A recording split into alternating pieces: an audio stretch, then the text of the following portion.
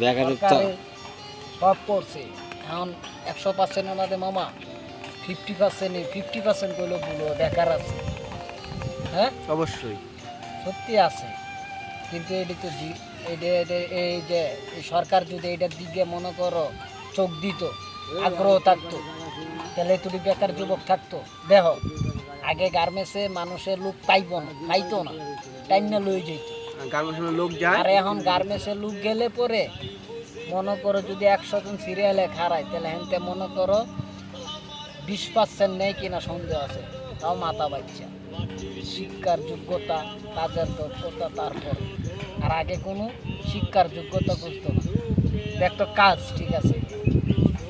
এখন আর এই কাজ দেয়, আগে দেয় শিক্ষার যোগ্যতা, হ্যাঁ, তার গেট আপ, তার চেহারা, দেখিয়া তারপরে বিবেচনা করে তারপরে